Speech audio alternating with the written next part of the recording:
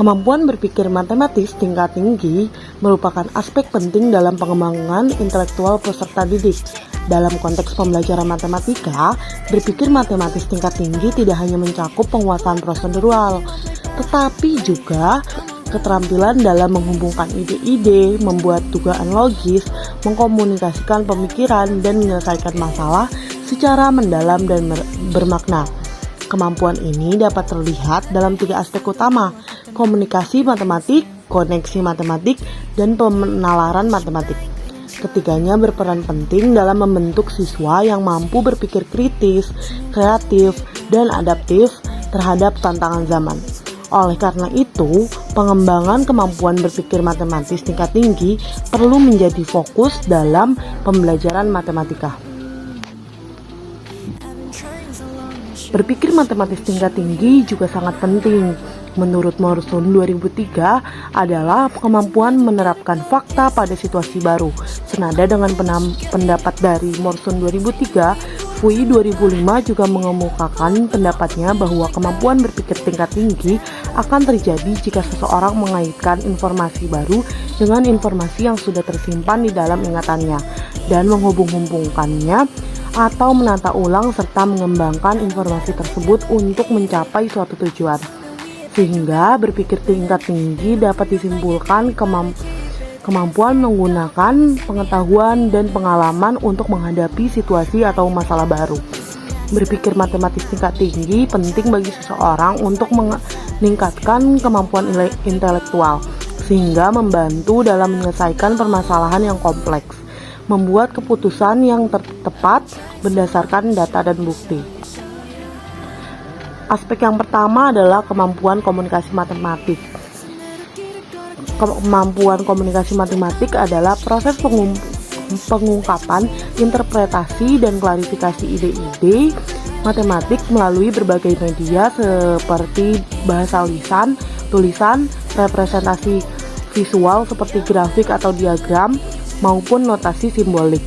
Contoh aktivitasnya yang pertama mendeskripsikan langkah-langkah penyelesaian soal secara tertulis, yang kedua menjelaskan alasan pemilihan metode tertentu dalam diskusi kelas, yang ketiga membandingkan dua solusi berbeda untuk masalah yang sama. Indikator kemampuan komunikasi matematik yang pertama menyatakan ide-ide dan konsep matematik secara lisan, tertulis, maupun representasi lainnya. Menurut Sumarno 2010, menurut Barudi 1993, yaitu menjelaskan hubungan antara ide-ide matematik dalam konteks pemecahan masalah. Yang ketiga, menurut Pugali 2004, yaitu menanggapi dan menginterpretasikan komunikasi matematik orang lain dengan tepat. Yang keempat, menurut OECD 2019, yaitu menggunakan istilah, simbol, dan representasi matematik dengan benar dan konsisten. Kemampuan koneksi matematik adalah salah satu dari berbagai macam kemampuan tingkat tinggi yang harus dimiliki oleh peserta didik agar peserta didik dapat mengaitkan ide-ide matematis agar pemahaman peserta didik semakin lebih dalam dan bertahan lama.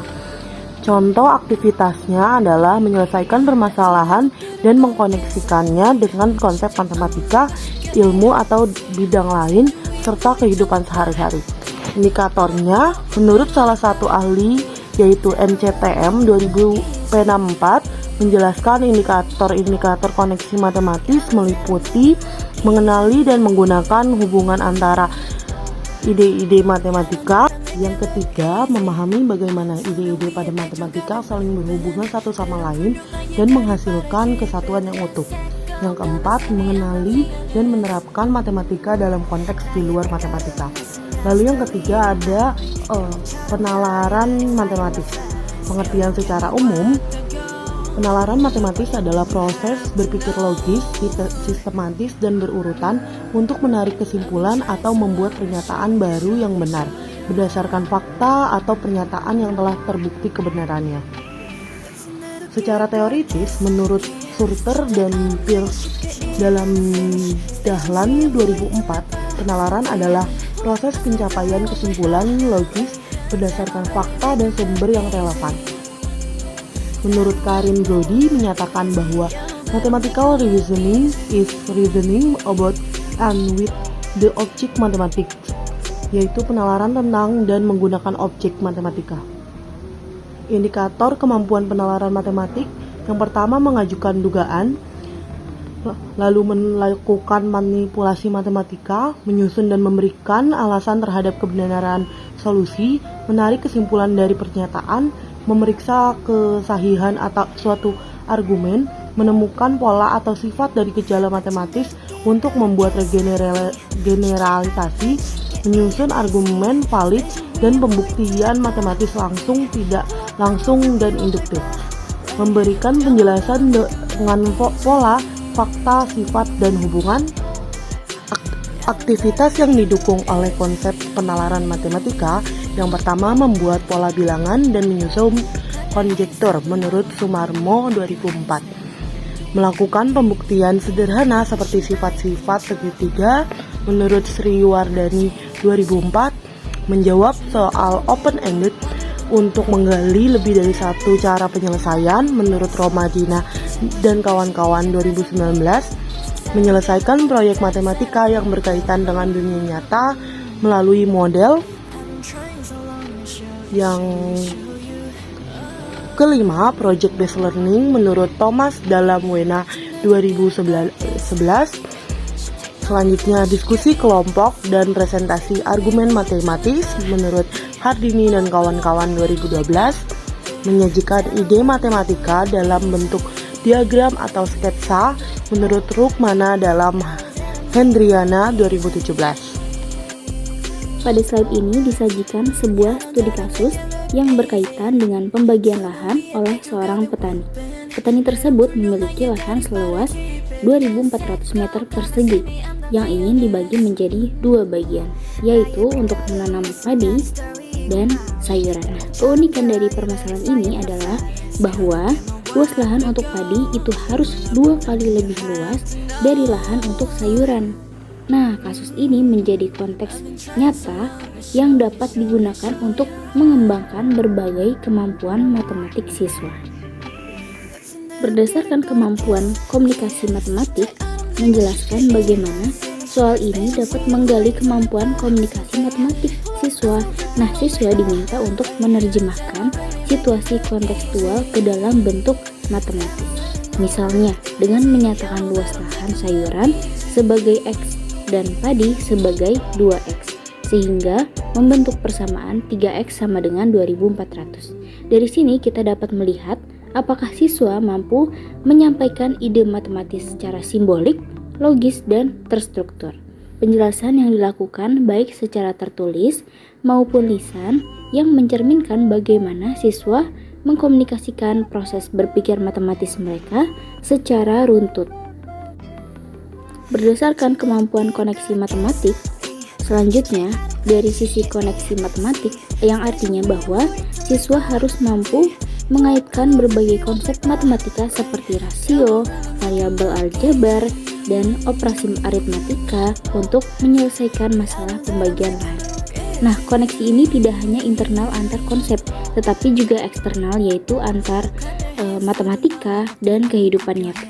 Dalam hal ini, konteks pertanian, dengan demikian siswa dapat memahami relevansi matematika ke dalam kehidupan sehari-hari mereka dan mengembangkan fleksibilitas berpikir matematis. Untuk yang terakhir pada studi kasus menyoroti bahwa kemampuan penalaran matematik. Nah, siswa diharapkan mampu menyusun model matematika dari informasi yang tersedia, seperti memodelkan hubungan 2 kali lebih besar sebagai 2x dan menyusun persamaan 3x sama dengan 2400. Ini adalah bentuk penalaran edukatif di mana siswa menarik kesimpulan logis berdasarkan informasi dan aturan matematis yang telah mereka pelajari.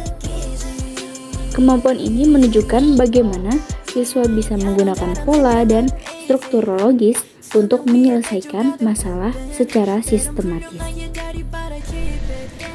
Kemudian, kami telah merancang soal berbasis HOTS, yang dimana di dalam kotak terdapat 3 bola biru, 6 bola merah, dan 2 bola putih.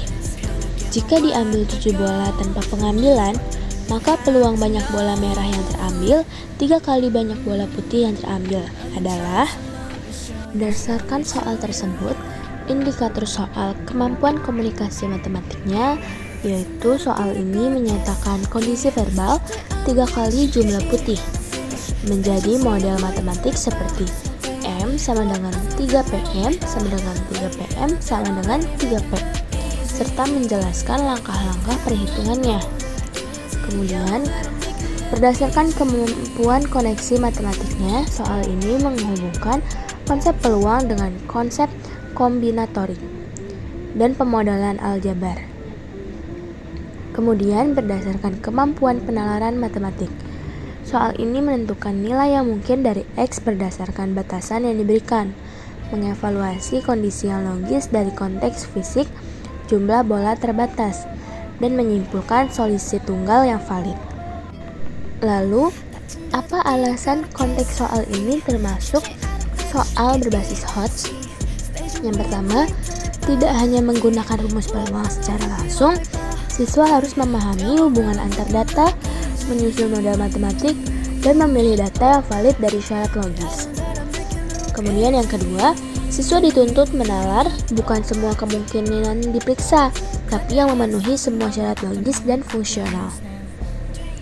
Kemudian yang ketiga, perlu keterampilan analisis dan evaluasi, menguji nilai variabel X, menilai kombinasi yang valid. Kemudian yang terakhir, butuh pemahaman mendalam tentang hubungan antara jumlah total bola, batasan setiap warna, dan makna 3 kali.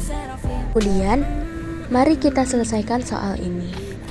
Diketahui 3 bola biru, 6 bola merah, 2 bola putih, dan diambil 7 bola. Yang ditanyakan, peluang terambil 3 bola biru, 3 bola merah, dan 1 bola putih adalah. Kita misalkan A. Kejadian terambil 3 bola biru, 3 bola merah, dan 1 bola putih. NA sama dengan C33 dikali C63 dikali C21 sama dengan 1 dikali 20 dikali 2 sama dengan 40. Kemudian NS sama dengan C11 7 sama dengan 330. Jadi PA sama dengan NA per NS sama dengan 40 per 330. Maka peluang terambilnya ialah sama dengan 4 per 33. Trying so long to show you